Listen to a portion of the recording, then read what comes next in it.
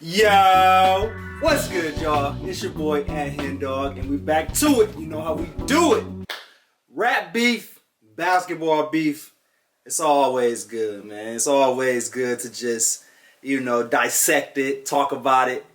See if it was actually real. Like I'm saying in my videos, I'm gonna put the beef as quotations because a lot of stuff isn't really beef. I think this Nas and Jay-Z stuff might actually been real. But about to look into some basketball beefs, man. But if you're not subscribed to the channel, make sure you subscribe right now. We are on the way to 10K. Go ahead and like this video if you like this video, and go ahead and write something in the comments. It's only right, man. Like I said in my last video, all this Kendrick, Drake, Future, all this, rap beef that's going on right now is good, man, because, hip-hop and basketball work hand in hand. So, like I said, for the next, maybe for the next couple weeks to a month, I'm going to react to all basketball beefs. So, for this one, we got the Wilt Chamberlain and Bill Russell beef.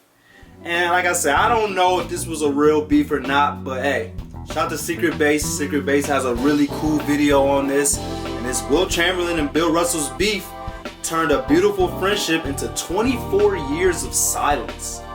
So apparently they used to be super cool. Let me know in the comments. I know some of y'all gonna know about this a little bit more than me. So let me know. They had to have been really cool, and then they went 24 years without talking to each other.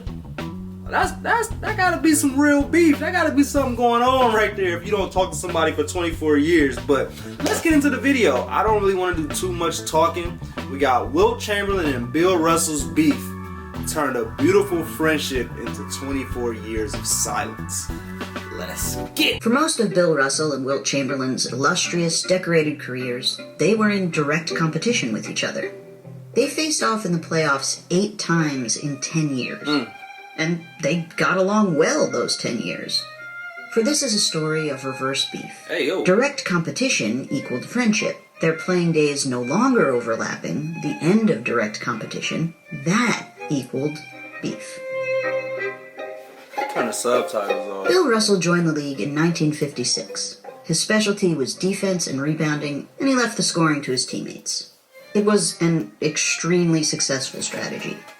Within his first 3 seasons, he won an MVP award, 2 rebounding titles, and 2 championships.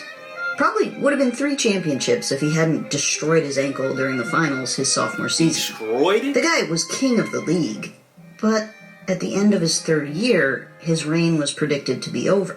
And I mean the exact end of his 3rd year. As Russell was waiting for a flight home after winning the 1959 NBA championship, he had to field questions about a young hotshot center who was set to replace him.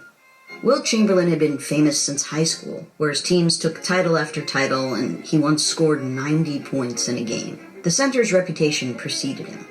Here's a sampling of comments from before Wilt ever played a professional game. Chamberlain's better than Russell could even hope to be. This one's from Russell's own all-star teammate, Bob Cousy. Russell and Chamberlain haven't even played each other yet. So, here we have our first opportunity for beef. Russell, you pissed? The press said so. Russell's working on his shooting over the summer because he won't be outdone. But, these quotation marks are just decoration. Russell didn't say war. He said, "You can bet I'll be working this summer." That's not beef. That's the most casual comment I've ever seen. Facts. So, beef opportunity 1 rejected. Damn, look how much taller Wilt is than Bill Russell. I didn't know that. What was the heights on them? Without really thinking, was Wilt like 7'1" and Bill Russell 6'9"? I thought Bill Russell was a little bigger than that, but Wilt is towering over him. They actually played each other. Wilt didn't end up eclipsing Russell. He was very, very good his rookie year. Sheesh. But Russell didn't have a bad 1960 either. So, who was superior? That was debated widely. Beef opportunity 2? You guys want to pitch yourselves or denigrate the other guy? Nope. They only had the nicest stuff to say about each other. Turns out all this was the start of a beautiful friendship. These guys were used to dominating with ease. It was fun to play hard and be challenged. The competition with each other united them. And apparently, loving competition is the basis for the strongest friendship imaginable. Because these two had so many more legitimate beef opportunities that they totally bypassed. Let's take a step back and look at their careers on the whole. Chamberlain went on to dominate Russell in individual statistics, as you can see here. Okay, well, Russell was never going to be a scoring champion. He was all about defense. The All-Star comparison doesn't look that substantial, but All-Star games were East versus West. Chamberlain played in Philly for 6.5 years. Thus, our pal centers were often on the same All-Star team. And there's only one starting center per team, usually Wilt. Russell admitted that stung, but he kept those feelings to himself until after his playing days. Russell held this record before Chamberlain with 51 rebounds per game. And Chamberlain actually set this record while playing against Russell and the Celtics. 55 But rebounds? the Celtics won that game. So it looks like Wilt got all the stats. He was a better, maybe, individual player. But Bill Russell was more of the team player. Yeah, that's kind of what I'm getting from this first 3.5 minutes of this video. But let me know in the comments, which player would you rather have? You know, to be an addition to your team. Not who's the better player, but what player would you rather have? Let me know in the comments. So this one didn't sting. And Russell's quote here brings us to this row of the chart. Bill Russell, 11 championships. Wilt Chamberlain, 2. Wow. Wilt has the stats, but Russell has the rings. And if we zoom enhance that row, we see that in the 10 years their careers overlapped, they met in either the conference finals or the NBA finals 8 times. 7 out of those 8 times, Bill's team beat Wilt's teams. It's in this one-sided playoff record that we get the bulk of our beef opportunities. There's the year Russell not only beat Chamberlain in the Eastern Division Finals, but got league MVP despite the fact that Chamberlain averaged 50 points per game. Wow. That seems frustrating, eh, Wilt? Feeling... That's the beef right there. If I was Wilt Chamberlain, I'd be beefing too. You average 50 points and don't get the MVP? Like, that's actually crazy, but I'm sure that Bill Russell team was just super good. Obviously, I'm sure Bill Russell probably averaged 20-something rebounds that year. And, you know, when your team is that good, it's like you're the best player on the best team, so you should get MVP. So I get it, but maybe this is where the beef started, because as of now, I have no idea where this beef is about to start at. Like, it seems like everything is copacetic right now. They both giving each other props. You know, everything is super cool. So let's see where this beef started. A little resentful, maybe? Nope. In fact, this is what Chamberlain said after Russell ended his season. There's nobody like him. Boston should win the finals with a man like Russell around. The public, the press, and the league asked to speak with the restaurant manager. They'd been waiting too long for their beef. So, fine, whatever, they'll make their own. The year Chamberlain didn't make the playoffs, he got roasted alive in the press. He's selfish. He doesn't try hard enough. He's a crybaby for claiming Russell has better coaches and teammates than him. Meanwhile, Russell enjoyed headlines like, Russell the Great. Bill Russell is the emperor of basketball. Hail Russell. A narrative was forming. Bill was the good guy. Wilt was the bad guy. Wow. The loser. And the waiter left the kitchen with 2 plates heaped high with beef, but before he arrived at Wilt and Bill's table, Chamberlain gave a subtle shake of his head. Nah. The waiter turned on his heels. Chamberlain wasn't resentful toward Russell because of the roles the press thrust upon them. In fact, during all this time, Chamberlain was having Russell come to his house for Thanksgiving dinner. What? With Chamberlain's mom and extended family and stuff. That's the highest level of friendship. It's friends becoming family. For sure. And it was a reciprocal relationship. Russell didn't just sit back and enjoy the turkey and the hero role. He spoke out against his friend's loser label. That was a stand-up move, especially because Chamberlain had confided in Russell. The loser label hurt. But, okay, how about the 1966 Eastern Division Finals Game 2, a fight? The pals nearly come to blows here. Was that a little shove? The chef tossed the beef on the grill, but then the waiter ran in. That's not what they ordered. Bill and Wilt ordered friendship pie. They wouldn't discuss the argument with the press and held no grudges. It happened on the court, it did not come off the court. The incident and lack of aftermath was emblematic of the guys' relationship. Enemies on the court, all good off the court. Remember, it's the intense competition that bonded them. They liked being challenged. If they weren't nearly coming to blows while playing, it would be a sign something was off. But now it's time to find out what could break their bond. 1969, NBA Finals, Game 7, Okay, let's see. 5 minutes and 19 seconds left. Russell's Celtics up 7 points on Chamberlain's Lakers. Chamberlain hurts his knee and comes out of the game. And he looks pretty hurt and pretty upset. Minutes later, the Lakers are down only 1, and Wilt is begging to come back in.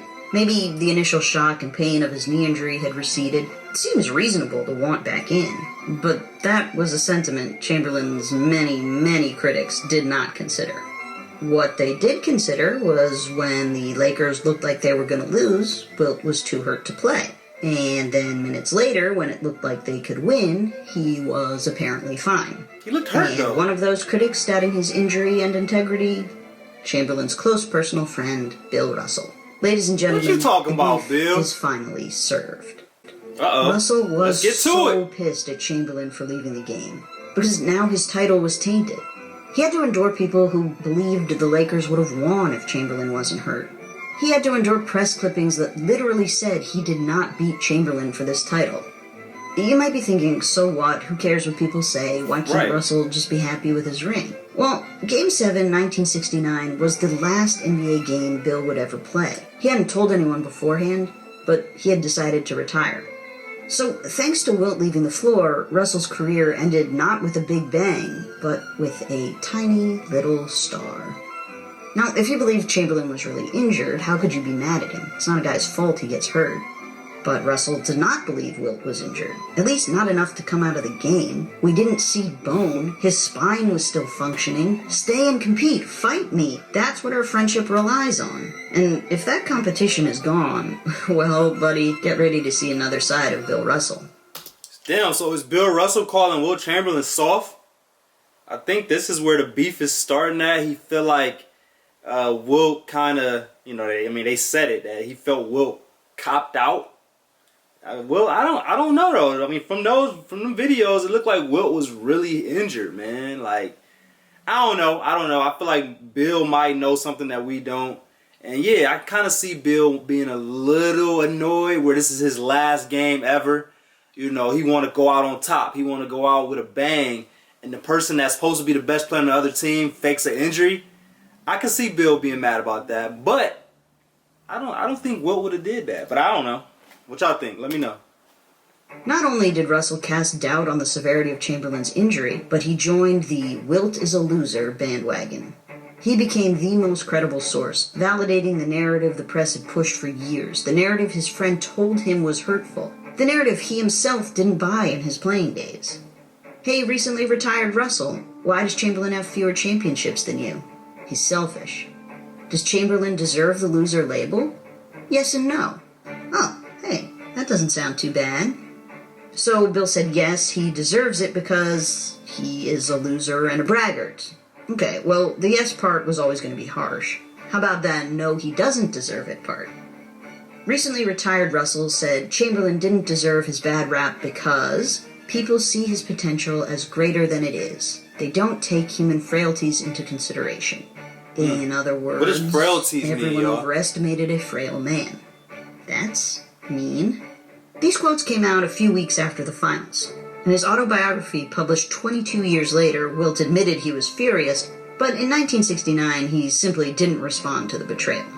And then he and Russell did not speak to each other for the next 24 years. That's crazy. They spoke about each other during those 2.5 decades because people asked them about each other. And also maybe because a certain someone was still angry. A decade after Wilt left the floor, Bill Russell wrote a book in which he continued to cast doubt on Chamberlain's Game 7 injury, and continued to lend credibility to the Wilt is a stat-obsessed loser narrative. Russell did write that his anger toward Chamberlain was selfish, but even recognizing that, he didn't hold back. Meanwhile, the only retaliation from Chamberlain that I could find in the decades of silent treatment was extremely passive and weighted with hurt. He defended his legacy, saying Russell always had better teams and coaches than him. In his 1973 autobiography, Chamberlain said he grew more in defeat than Russell did in victory. But Chamberlain's 7'2". Does growing more really make up for rings and reputation? And I know he's not talking about height. My point is, the solace of quietly being a better man doesn't seem like much solace. In a 1987 TV interview, Chamberlain awkwardly avoided admitting Russell's the best player he ever played against. Would it automatically beat Bill Russell, or maybe a surprise? No, not at all. I think that Bill Russell did a great deal for his team. There's a lot of great players out played. Willis Reed, Nate Thurman, Oscar Nate Robertson. Thurman. Protesting Shout out to Nate Thurman. We went to the same college. We both played at Bowling Green, so shout out to Nate Thurman. too much, you know? He also suggested that Russell wasn't happy in retirement. But today, I'm not so sure that he is a very happy man. Perhaps alluding to Russell's not super successful stint as a broadcaster, or his also minimally successful attempts at coaching. And sure, maybe Russell's not as happy as when he was celebrating a championship on the court, but none of Chamberlain's comments seem like an equitable comeback for the vile Russell spat at him. I guess that's where the 24 years of not speaking comes into play. Chamberlain doesn't get petty or vengeful, he just drops his old friend completely. You'll get better when you're not blamed. Chamberlain doesn't get petty or vengeful, he just drops his old friend completely. Now, on one hand, it's odd that the beef lasted so long, because Russell has said... A couple years later, I had a chance that we were alone. I looked him in the eye, and I said, I apologize. Okay. And while both men say there was an apology, the details are a bit murky. But then he apologized a few years later on, but never to me, but through the press or what have you. Then in his 1991 autobiography, Chamberlain specifically asks his former friend why it's so hard to apologize to him directly. Both of their various books shed light on why this beef had no expiration date. Russell said, essentially, competitive people are stubborn. Chamberlain admitted there might be some deep down, never expressed resentment toward Russell for the good guy, bad guy roles. With no reconciliation in sight, Reebok came to the rescue. Kind of. In 1993, Reebok cast this collection of legendary centers in a commercial for rookie Shaquille O'Neal's new shoe. And as you can see, this ad featured Chamberlain and Russell, standing next to each other. And Wilt said, fuck it, let's have fun and be friends again. Look at how hard they're laughing in this behind-the-scenes footage.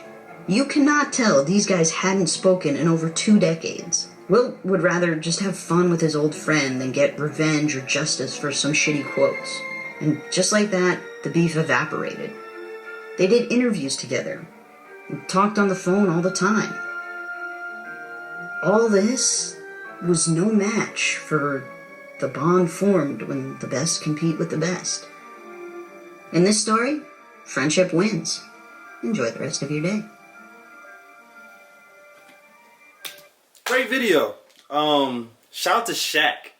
I think Shaq is the reason why they were able to end their beef, because that commercial brought them back together, and I think it made them realize, like, what are we beefing about? Because technically, I just watched 14 minutes of this video, and I still don't understand why they beefed, why they didn't talk for 24 years. I honestly think it was pretty much all Bill Russell. Like, I don't think Wilt was just kind of the guy playing, and I feel like the media, of course, it's the media that I think made everything so much worse. The media was almost trying to put them against each other, and I think it worked. It got to the point where they just kept talking, media kept poking to the point where Bill Russell was like, all right, you know what? This guy's a loser, you know? This guy, he can't win, he can't do this, he can't do that, and then that's what caused the beef. But I don't really see no real beef with this one, but let me know what y'all think. But I appreciate y'all for watching. Make sure y'all subscribe to the channel if you haven't already. Go ahead and like this video if you like this video. And go ahead and write something in the comments. Let me know how y'all feel about these two players. And again, answer my question that I asked earlier. I asked, which player would you rather have? Wilt Chamberlain or Bill Russell? Not who's the better player, not who's the better rebounder. If you're trying to assemble a team, you know, both of these guys in their primes, which player are you taking, man? But I appreciate y'all like always.